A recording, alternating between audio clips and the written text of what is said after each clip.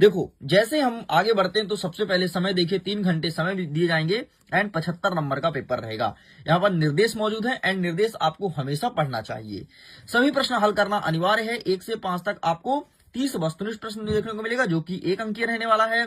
6 से 23 तक जितने क्वेश्चन है सभी में अतिरिक्त विकल्प देखने को मिलेगा एंड वेरियस प्रकार के इंस्ट्रक्शन मौजूद है, तो इसको आप रीड कर लीजिएगा, ये आपका काम है।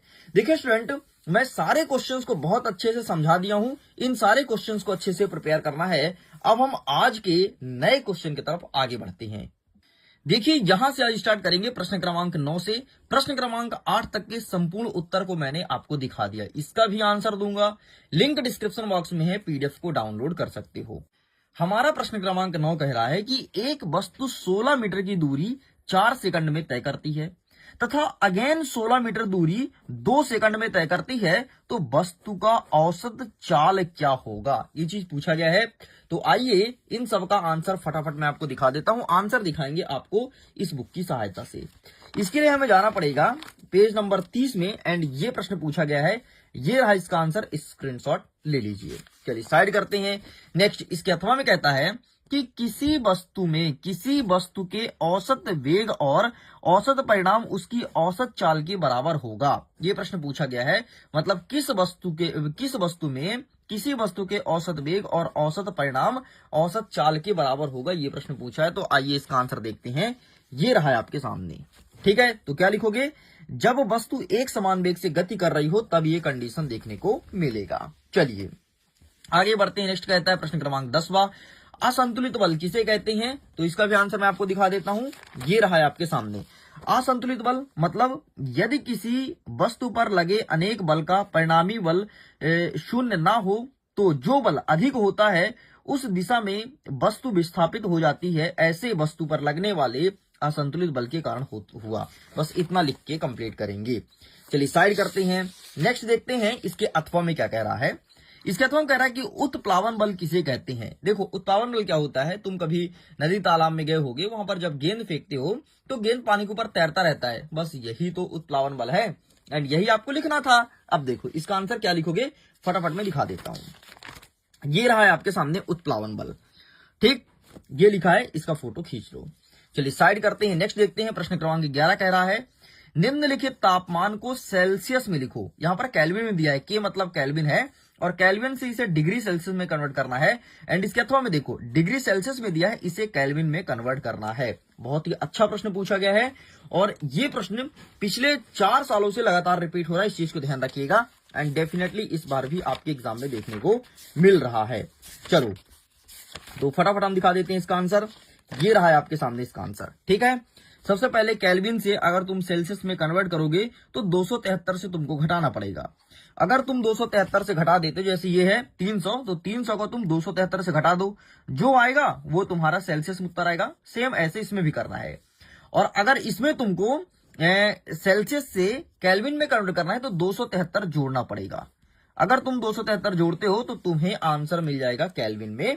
बाकी मैं आंसर दिखा देता हूं, यही प्रश्न पूछा है ना, हाँ क्वेश्चन सेम है, तो ये आप इसका स्क्रीनशॉट ले लो, ऊपर वाला 16 नंबर और जो लिखा है 19 नंबर, इसका स्क्रीनशॉट ले लो। चलिए आगे बढ़ते हैं। नेक्स्ट कहता है 12वां नंबर कि धातुओं के 2 गुणधर्म लिखिए। धातु के 2 गुणधर्म बताना है कि कौन कौन से गुणधर्म है धातु के। तो आइए फटाफट इसका आंसर मैं दिखा देता हूं। तो ये रहा है आपके सामने धातु के 2 गुणधर्म। ठीक, इसका भी स्क्रीनशॉट ले लो। चलिए आगे बढ़ते हैं। नेक्स्ट कहता है अथवा में कोलाइडी विलयन के 2 गुण लिखिए। आपको कोलाइडी विलयन के 2 गुण बताना है। तो आइए फटाफट कोलाइडी विलयन के 2 गुण मैं दिखा देता हूं। तो ये रहा कोलाइडी विलयन के गुण, आप इसका भी फोटो खींच लो। आगे बढ़ते हैं। 13वां नंबर कह रहा है कि परमाणु संख्या एवं द्रव्यमान संख्या क्या व्यक्त करती है। जैसे कोई मैं केमिकल ले लेता हूं, जैसे मैं ले लेता हूं सोडियम। ठीक है, तो सोडियम का परमाणु क्रमांक 11 है, लेकिन परमाणु द्रव्यमान क्या है, द्रव्यमान मतलब इसका भार, तो भार होगा 22। तो परमाणु संख्या जो क्या बता रही है और परमाणु आपका जो द्रव्यमान है वो क्या बता रही है। तो देखो यार, प्रोटॉन और इलेक्ट्रॉन की जितने इलेक्ट्रॉन होते हैं ना वो कहलाते हैं आपके परमाणु क्रमांक। ठीक, और परमाणु भार क्या होता है, प्रोटॉन और इलेक्ट्रॉन का संयोजन ही कहलाता है आपका परमाणु भार। इसका भी आंसर फटाफट में दिखा देता हूं ताकि आप संतुष्ट हो जाओ और फटाक से इसका स्क्रीनशॉट ले लो। इन सब के पीडीएफ भी डाउनलोड कर सकते हो, लिंक डिस्क्रिप्शन बॉक्स में है, जाओ जाकर के अपने इसी प्रश्न पत्र के पीडीएफ को डाउनलोड करो। तो ये रहा परमाणु संख्या और परमाणु द्रव्यमान, ठीक है, यही प्रश्न पूछा था, तो स्क्रीनशॉट ले लो। आगे बढ़ते हैं। अथवा में कहता है कि इलेक्ट्रॉन के 2 गुण लिखो। इलेक्ट्रॉन के कौन कौन से गुण होते हैं, ये चीज पूछा गया है। तो आइए फटाफट इसका आंसर दिखा देते हैं। प्रश्न क्रमांक 13 का आंसर इलेक्ट्रॉन के 2 गुण ये यहां पर दिया है, फोटो खींच लीजिए। चलिए साइड करते हैं। नेक्स्ट हम देखते हैं 14 नंबर कहता है एस्टोमेटा के कार्य लिखो। एस्टोमेटा क्या होता है, ये पत्तियों में पाई जाती है, ठीक है, और इसके कार्य पूछा है। तो आइए फटाफट इसका कार्य भी दिखा देता हूं। एस्टोमेटा के कार्य इसका मिलेगा, आपको जाना पड़ेगा पेज नंबर 26 में, एंड ये रहा एस्टोमेटा के कार्य, ठीक। ये कुछ नहीं, ये गैसों का आदान प्रदान करता है, बस। चलो आगे बढ़ते हैं। नेक्स्ट अथवा कहता है कि बाष्पोत्सर्जन क्या है। बाष्पोत्सर्जन का मतलब ये होता है कि पत्तियों से बाष्प का निकलना ही बाष्पोत्सर्जन कहलाता है। यहां पर लिखा गया है दोनों, एस्टोमेटा बाष्पोत्सर्जन, फोटो खींच लो। आगे बढ़ते हैं। 15 नंबर कहता है कि तंत्रिका कोशिका का नामांकित चित्र बनाओ। देखो, जब भी कभी बोले नामांकित, मतलब आपको चित्र बना करके और नाम भी लिखना है, यही कहलाता है नामांकित चित्र। बाकी जो प्रश्न पूछा है, आइए फटाफट इसका आंसर देख लेते हैं। इसका आंसर ये रहा है आपके सामने। क्या बोला, तंत्रिका कोशिका का नामांकित चित्र ना, ये रहा, ठीक, फोटो खींच लो। आगे बढ़ते हैं। अथवा कहता है कि गर्मी में हमें किस तरह के कपड़े पहनने चाहिए और क्यों। अगर तुम गर्मी में कपड़े पहनते हो तो किस तरह के कपड़े तुम्हें पहनना चाहिए। तो देखो यार, गर्मी में हमेशा ना सूती कपड़े पहना करो। इससे क्या होता है, जो तुम्हारे शरीर से पसीना निकलता है ना, उस पसीना को सोख लेता है, इसलिए गर्मी में हमें सूती कपड़े पहनना चाहिए। इस चीज को ध्यान रखना। आंसर अगर चाहिए तो ये रहा, स्क्रीनशॉट ले सकते हो। आगे बढ़ते हैं 16 नंबर की तरफ।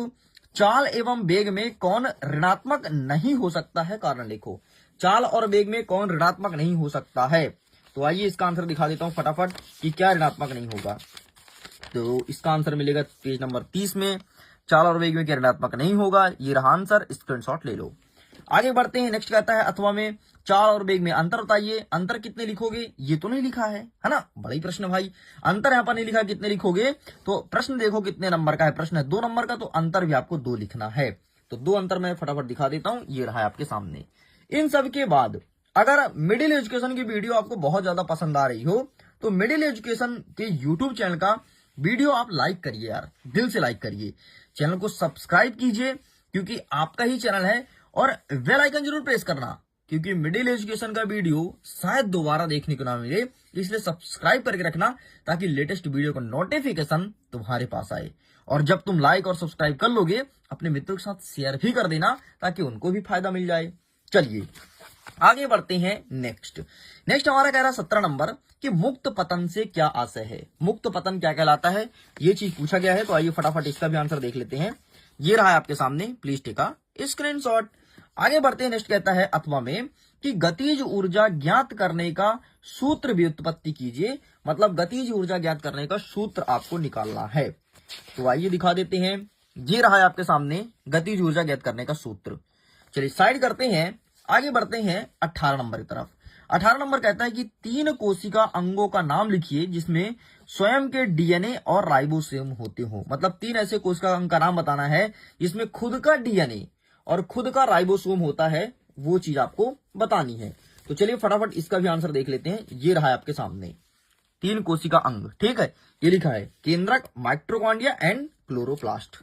साइड करते हैं। नेक्स्ट अथवा कह रहा है कि जैविक और अजैविक प्रतिरोधकता में के मध्य अंतर लिखना है।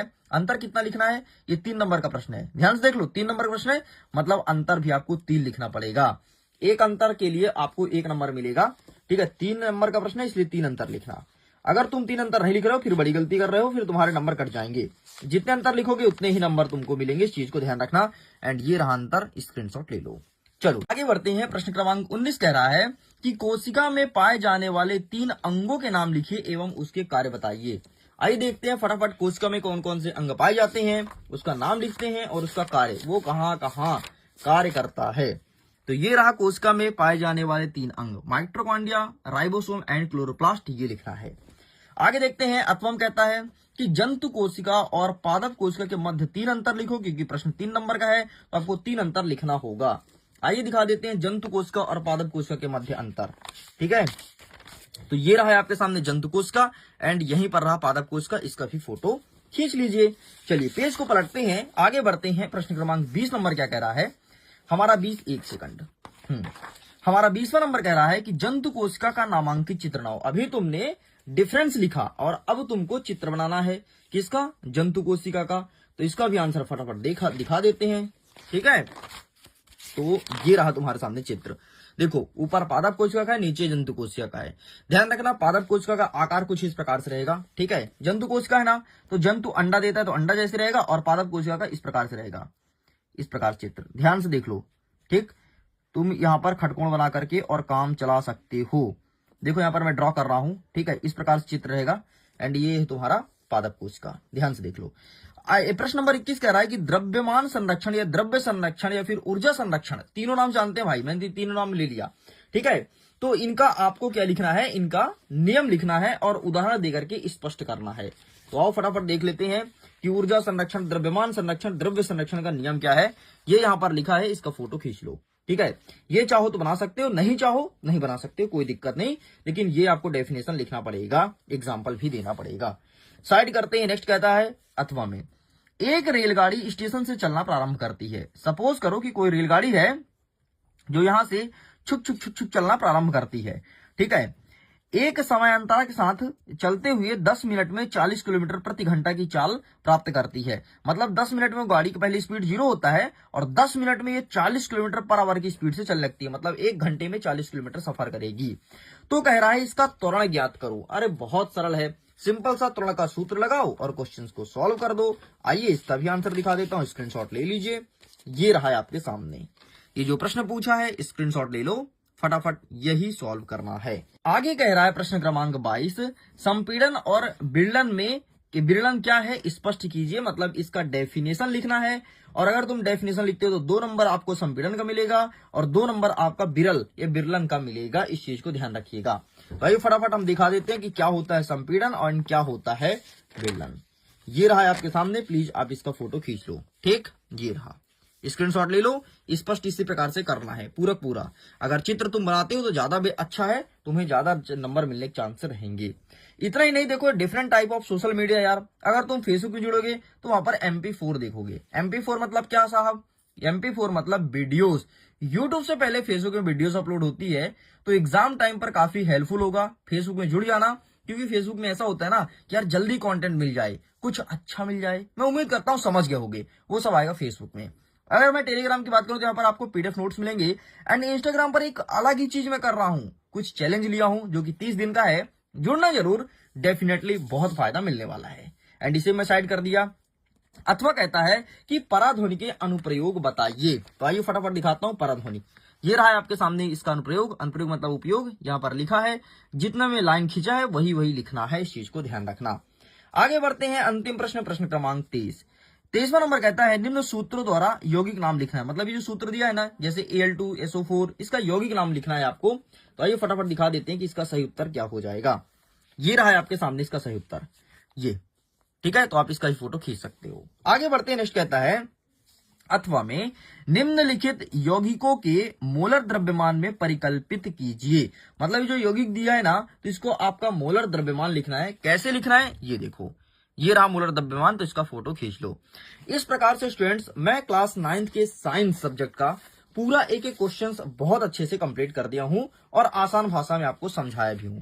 अगर अभी तक आपने पार्ट नंबर 1 नहीं देखा, लिंक डिस्क्रिप्शन बॉक्स में है, चेकआउट कीजिए। एंड प्लेलिस्ट भी बनाया गया, वहां से भी जाकर के आप सारे क्वेश्चंस को बेहतरीन प्रिपरेशन कर सकते हैं। वीडियो को एंड करता हूं। एग्जाम के लिए ऑल द बेस्ट।